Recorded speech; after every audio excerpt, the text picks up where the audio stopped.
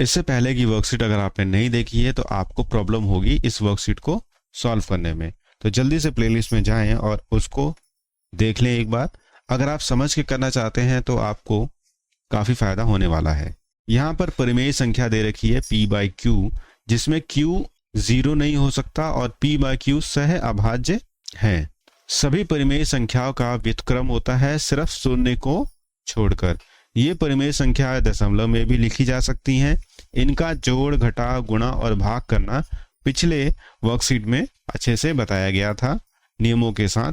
इस वर्कशीट में बताया जा रहा है कि इन दो परिमेय संख्याओं की तुलना कैसे करी जाएगी। तुलना कैसे करी जाएगी, इसके लिए हम क्या करेंगे, इसको ऐसे इंटू करेंगे AD और BC। तो AD और BC आ गया हमारे पास। अगर AD बड़ा है BC छोटा है तो ये वाली संख्या बड़ी होगी C बाय D से। ठीक है, ऐसे ही अगर AD छोटा है BC बड़ा है तो ये वाली संख्या छोटी होगी C बाय D से। और दो परिमेय संख्याओं के बीच में असंख्य परिमेय संख्याएं होती हैं। ये एग्जाम में सवाल आते थे 8वीं क्लास में। चलिए अब इन सवालों को करते हैं। कहा गया है 3 का योज्य प्रतिलोम। 3 का योज्य प्रतिलोम क्या होगा, 3 को किसके साथ जोड़ा जाए कि वैल्यू 0 आए, तो वो होगा -3। इसका गुणात्मक प्रतिलोम, इसको किसके साथ इंटू किया जाए कि उसकी वैल्यू आ जाए 1, तो ये होगा इसका गुणात्मक प्रतिलोम। इसके प्रतिलोम और इस वाले के प्रतिलोम को जोड़कर क्या आंसर आएगा, तो मैं कर रहा हूं यहां पर -3 प्लस -3/2।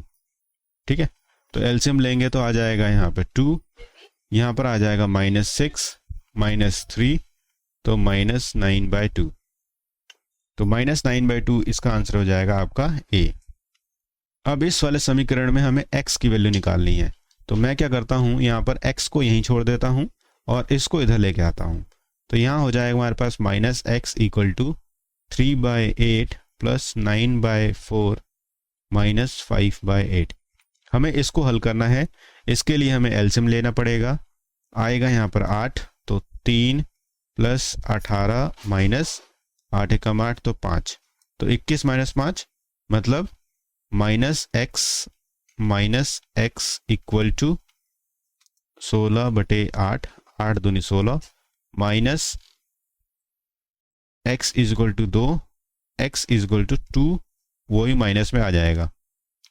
ठीक है, तो ये हो जाएगा आपका आंसर -2B। इस तरीके से सॉल्व करना है। वर्कशीट में थोड़ी कम स्पेस है, फिर भी मैंने आपको सॉल्व करके दिखाया है।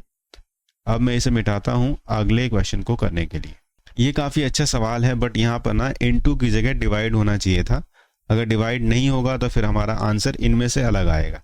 तो यहाँ पर ये गलत दे दिया था, क्योंकि जो इंग्लिश मीडियम की वर्कशीट है वहाँ पर यहाँ पर डिवाइड दे रखा है। देखो ये रहा डिवाइड, मैंने इसको भी सॉल्व करा दिया है। तो अब इसे करते हैं डिवाइड लगाकर। पहले इसको सॉल्व करते हैं। ठीक है, 3/7 प्लस 7/4, 7 4 = 28, एलसीएम आ जाएगा 7 4 यानी 12, और यहाँ पर 4 7 यानी 49, तो ये आ जाएगा आपका 61/28। तो इस पूरे का मतलब आ गया 61/28। अब देखो ये जो डिजिट है इसके साथ डिवीजन है, तो -5/2, डिवीजन जो है वो इनटू में चेंज हो जाएगा, और ये जो आया है आंसर इस पूरे का, इसको उल्टा करके लिख देंगे 28/61। ठीक है, तो 2 14 टाइम्स में क्रॉस होगा, 14 5 जा -70/61, तो -70/61 आंसर आ गया C। तो इस तरीके से करना है। इस बार ये जो वर्कशीट आई है ना, ये काफ़ी अच्छी, मतलब अच्छे क्वेश्चंस हैं जो एग्जाम में रिपीट हो सकते हैं। चलिए अब क्वेश्चन नंबर 4 को करने के लिए थोड़ा सा यहाँ पर स्पेस बनाते हैं। पूछा गया है कि -2 और 3 के बीच में कौन से फ्रैक्शंस आ जाएंगे आसानी से।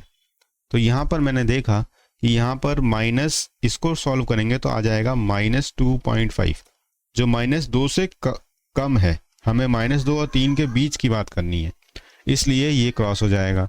यहाँ पर 5 चौक 20, इसकी वैल्यू आ रही है 4, जो 3 से ज़्यादा है, तो ये भी क्रॉस हो जाएगा।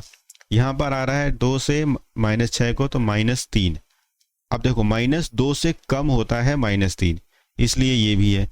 हमें खोजना है -2 से -2 से 3 के बीच की संख्या, तो वहां पर सिर्फ आंसर डी ही दिख रहा है। आप आसानी से करें, समझ कर करें, क्योंकि ये एग्जाम में आएंगे। अभी नहीं कर पाएंगे तो आपको आने वाले समय में अगली क्लासेस में दिक्कत होगी। अब ये इस वर्कशीट का सबसे अच्छा क्वेश्चन है, क्योंकि यहाँ पर लगेगा आपका स्पेशल दिमाग। क्योंकि यहाँ पर देखो 0 से 1 के बीच में ना 5 पॉइंट दे रखे हैं। जनरली 4 पॉइंट होते हैं, स्केल के अंदर देखो आप 4 पॉइंट होते हैं। इसको सॉल्व करने के लिए हमने क्या करना है, इस पूरे लाइन को 18 से इंटू करना है। 18 से क्यों करना है, क्योंकि मुझे दिख रहा है कि यहाँ पर 18 का को डिवाइड करूंगा तो 3 से या 6 से वो बीच बीच में लाइनें बन जाएंगी। जैसे ये 0 है, ये -18 हो जाएगा, ठीक है, ये 36 हो जाएगा और ये -36 हो जाएगा 18 से गुणा करने के बाद। ऐसा करते हैं, आपके पास और मेरे पास 2-2 चाबियां हैं, तो मेरे को 10 चाबी दे दी, आपको भी 10 चाबी दे दी, तो दोनों के पास फिर भी बराबर है।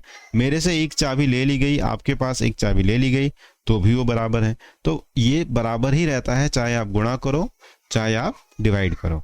गुणा करने से थोड़ा आसान हो जाएगा हमारे लिए, ये ट्रिक है। अब देखो यहाँ गुणा कर दिया, ये जो पॉइंट है वो 18 है, ये 0 है, तो जाहिर सी बात है कि ये 3 होगा, ये 6 होगा, 9, 12, 15 होगा, फिर ये 18 होगा। ऐसे ही इसके इस तरफ -3 होगा, -6 होगा, -9 होगा, तो B का मतलब आ गया आपका -9, ठीक है, और A का मतलब आ गया आपका 6, ठीक है।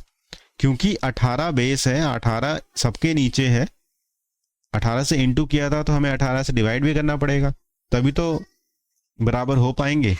अब हमें निकालना है A माइनस B, तो A है हमारा 6/18 माइनस B मतलब -9/18। तो अब हम करेंगे 6 + 9/18 यानी हो गया 15/18। 15/18 का मतलब 5 तिया 15, 5 तिया 15 तो नहीं होगा, ये होगा 6 से, 3 × 5 = 15 और 3 × 6 = 18, तो 5/6 हमारा आंसर डी है। 18 से करने से फ़ायदा ये हुआ कि हम उसको आसानी से सॉल्व कर पाए। 18 से नहीं करेंगे, आपके टीचर्स बताएंगे डिफरेंट तरीके से, तो भी आसानी से हल हो जाएगा, बट कैलकुलेशन में आपको होगी थोड़ी दिक्कत। उम्मीद है कि इस वर्कशीट को आपने अच्छे से समझ लिया और अपने दोस्तों के साथ शेयर किया। वीडियो को आखिर तक देखने के लिए, हमें सब्सक्राइब करने के लिए आपका धन्यवाद।